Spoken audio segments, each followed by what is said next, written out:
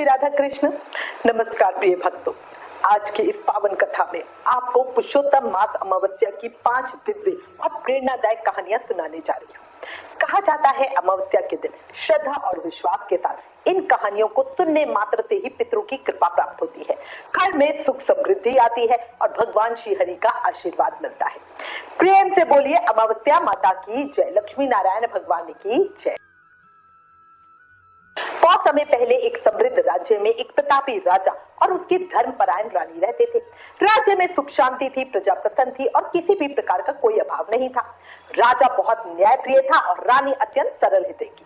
राजमहल के सामने एक बड़े साहूकार की बड़ी सी हवेली थी। साहूकार और उसकी पत्नी भी राजा रानी के बहुत करीबी थे। एक दिन रानी अपने महल में बैठी थी कि अचानक उसे सामने की हवेली से रोने और विलाप करने की आवाजें सुनाई देने लगी। रानी ने आश्चर्य से राजा से पूछा, महाराज ये रोने की आवाजें क्यों आ रही हैं? राजा ने गंभीर होकर कहा, साहूकार का इकलौता पुत्र चल बसा है, उसी शोक से पूरा परिवार रो रहा है। रानी बहुत भोली थी, सरल हृदय की थी, उसने जीवन में कभी दुख नहीं देखा था। उसने राजा से पूछा, महाराज दुख क्या होता है? राजा कुछ क्षण सोचते रहे, उन्हें समझ ही नहीं आया कि दुख को शब्दों में कैसे समझाएं। उन्होंने कहा, यदि कोई अपना प्रिय व्यक्ति खो जाए तब दुख का अनुभव होता है। लेकिन रानी की जिज्ञासा शांत नहीं हुई। वो बार बार पूछती रही, महाराज जी आखिर होता कैसे है, क्या होता है, कैसी फीलिंग होती है, कैसा लगता है? अंत में राजा ने कहा, यदि तुम्हें सचमुच जानना है कि दुख क्या होता है तो अपने पुत्र को खोकर देखो। रानी ने राजा की बात को सरलता से सच मान लिया।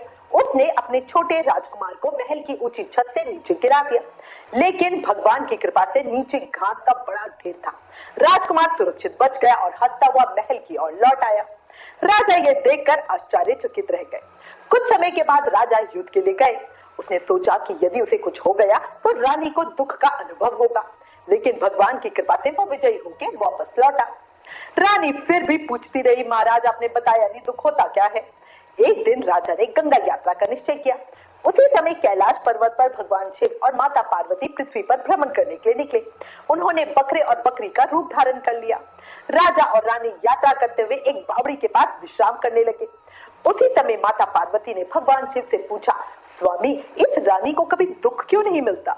भगवान शिव बोले, ये रानी अपने पिछले जन्म में अमावस्या का नियमित व्रत करती थी और उसी पुण्य के प्रभाव से इसे इस जन्म में सुख प्राप्त हुआ है और बड़े से बड़ा संकट भी इसका कुछ नहीं बिगाड़ पाता, इसीलिए इसको वाकई नहीं पता दुख होता क्या है। रानी ने बकरा और बकरी के रूप में शिव जी और पार्वती जी की बात सुन ली। जब राजा वापस आया तो रानी ने सारी घटना उसे बता दी। राजा ने भी अमावस्या व्रत की महिमा को समझा और पूरे राज्य में घोषणा करवा दी कि सभी लोग श्रद्धा से अमावस्या का व्रत करें। धीरे धीरे पूरे राज्य में सुख समृद्धि और शांति का वास हो गया। हे अमावस्या माता, जैसे रानी के जीवन में कभी कोई दुख नहीं आया, बड़े से बड़े संकट भी टल गए, ऐसे ही हमारे जीवन के संकटों को हरना और हमें भी कभी दुख मत देना, कभी दुख मत देना। बोला अमावस्या माता की जय, लक्ष्मी नारायण भगवान की जय। एक गांव में 7 भाइयों का संयुक्त परिवार रहता था। सभी भाई विवाहित थे, उनके बच्चे भी थे। परिवार की सभी बहुएं अपने परिवार की रक्षा और बच्चों की लंबी उम्र के लिए अमावस्या का व्रत रखती थी। लेकिन बड़ी बहू के साथ एक विचित्र घटना होने लगी। पहले वर्ष जब उसने व्रत रखा तो उसका एक पुत्र चल बसा। अगले वर्ष दूसरा भी संसार छोड़ गया। इस प्रकार 7 वर्षों तक उसके 7 पुत्र उससे बिछड़ते चले गए। बड़ी बहू का हृदय दुख से भर गया, लेकिन उसने व्रत करना नहीं छोड़ा।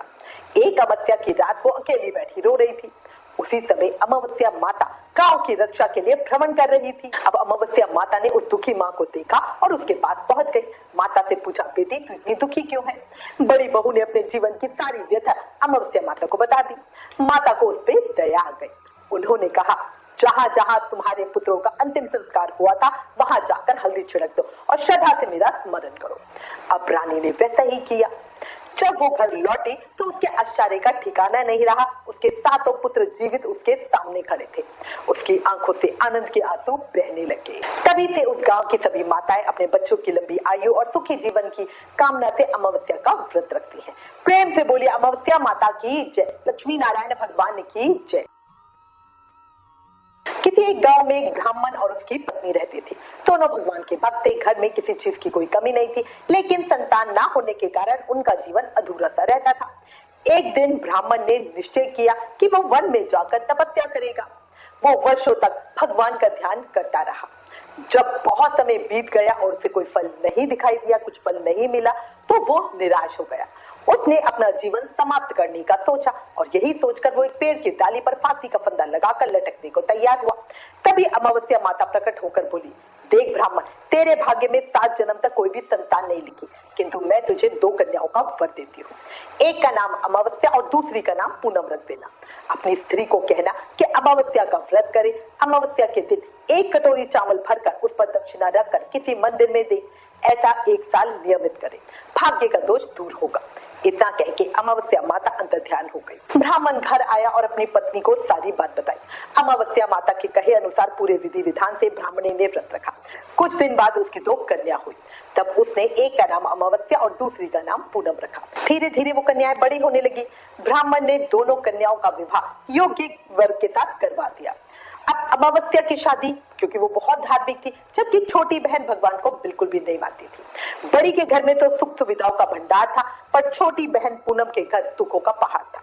जब बड़ी बहन अमावस्या को छोटी के बारे में सब मालूम हुआ कि वो बहुत दुखी है और उसकी ऐसी आर्थिक स्थिति है, तब अमावस्या गाड़ी भरकर सामान लेकर छोटी बहन के घर गई और उसे कहा, पूनम, तुम अमावस्या का व्रत करो और पूजा करके उपवास करो, जिससे तुम्हारे घर में सुख समृद्धि का भंडार बनेगा। 1 साल तक चावल का कटोरा भरकर दक्षिणा रखकर दान करती रहना। पूनम ने अपनी बहन के द्वारा बताए गए नियम के साथ अमावस्या का व्रत किया। कुछ ही दिनों के बाद उसके भी घर धन धान्य से भर गया और संतान की प्राप्ति हुई। वो सुखी जीवन जीने लगी। हे अमावस्या माता, जैसे आपने भक्तों पर कृपा करी, वैसे ही हम सभी पर कृपा बनाए रखना। हमारे पितरों को शांति देना, हमारे घर में सुख शांति देना और हमें सदैव धर्म के मार्ग पर चलाते रहना। प्रेम से बोलो अमावस्या माता की जय, लक्ष्मी नारायण भगवान की जय। तो अब सुनिए पितरों से जुड़ी एक अत्यंत प्राचीन कथा। पौराणिक कथा के अनुसार प्राचीन काल में अग्नि, वज्र और बहिष्पाद नाम के पितृदेव थे। उनकी एक मानस कन्या थी जिसका नाम अशोदा था। अशोदा ने अपने पितरों को प्रसन्न करने के लिए 1000 वर्षों तक कठिन तपस्या की। उसकी तपस्या से प्रसन्न होकर सभी पितर, देवी पितर अशोदा के सामने प्रकट हुए और वरदान मांगने को कहा। उस समय अशोदा का ध्यान सभी पितरों को छोड़कर एक अत्यंत तेजस्वी पितर अमावसु की ओर आकर्षित हो गया। मोहित होकर अशोदा ने अमावस्या के साथ रमन करने की इच्छा व्यक्त की। अशोदा की ये बात सुनकर सभी पितर अत्यंत क्रोधित हो गए। उन्होंने अशोदा को श्राप दिया कि तुम पितृलोक से पतित होकर पृथ्वी लोक पर जाओ। अपनी गलती का एहसास होने पर अशोदा ने क्षमा मांगी, जिसके बाद पितरों ने उसे आशीर्वाद दिया कि पृथ्वी पर तुम्हारा जन्म मत्स्य कन्या मछली के रूप में होगा। महर्षि पराशर के अंश से तुम्हें वेद व्यास जैसे महान पुत्र का वरदान मिलेगा और इस प्रक्रिया के पश्चात तुम पुनः पितृलोक वापस आ जाओगे। दूसरी ओर अमावस्या ने अपने ब्रह्मचार्य, धैर्य और संयम का परिचय दिया। उसके इस त्याग से प्रसन्न होकर पितरों ने वरदान दिया कि ये तिथि अमावस्या के नाम से जानी जाएगी। जो अमावस्या होगी, मान्यता है इस दिन जो कोई भी अपने पितरों के लिए तर्पण और श्राद्ध करता है, वो अपने सभी पूर्वजों को तृप्त करने में सफल होता है। बोले लक्ष्मी नारायण भगवान की जय, अमावस्या माता की जय। अब सुनिए अंतिम कथा, जो चंद्रदेव और अमावस्या के प्रकट होने से जुड़ी है। दक्ष प्रजापति की 27 पुत्रियां थी। उन्होंने अपनी सभी पुत्रियों का विवाह चंद्रदेव के साथ करा दिया। प्रारंभ में सब कुछ ठीक रहा, लेकिन धीरे धीरे चंद्रदेव का स्नेह अपनी एक पत्नी रोहिणी के प्रति अत्यधिक बढ़ गया। अन्य पत्नियां उपेक्षित, अलग अलग महसूस करने लगी। उन्होंने अपने पिता दक्ष प्रजापति से शिकायत की। दक्ष प्रजापति ने चंद्रदेव को समझाया, लेकिन जब कोई परिवर्तन नहीं हुआ तो क्रोधित होकर उन्होंने चंद्रदेव को श्राप दे दिया कि उनका तेज समाप्त हो जाएगा। श्राप के प्रभाव से चंद्रमा का प्रकाश कम होने लगा। पृथ्वी पर भी इसका प्रभाव पड़ने लगा। चंद्रदेव बहुत दुखी होकर भगवान शिव की शरण में आए।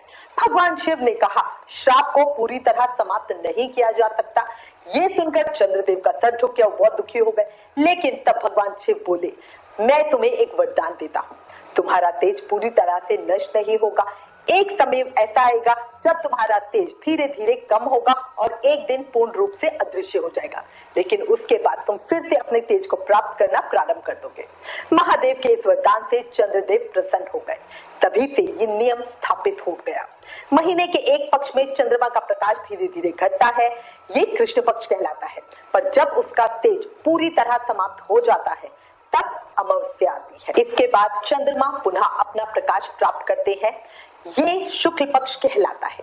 धीरे धीरे उसका आकार बढ़ता जाता है और अंततः पूर्णिमा के दिन वो अपने पूर्ण तेज और सौंदर्य के साथ आकाश में दिखाई देता है।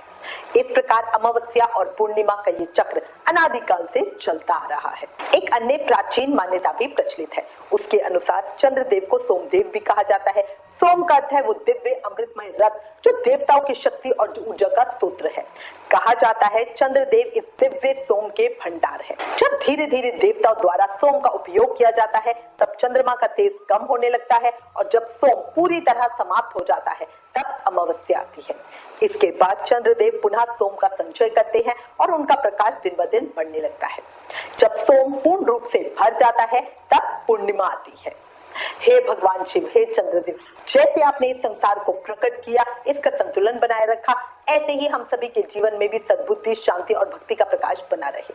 जो भी भक्त श्रद्धा से इस कथा को सुन रहे हैं उनके जीवन के अंधकार दूर हो सकते हैं, सुख समृद्धि उनके घर आ सकती है और भगवान की कृपा बरस सकती है। इसी मंगल कामना के साथ कथा को यही विराम देते हैं। बोले लक्ष्मी नारायण भगवान की जय, अमावस्या माता की जय।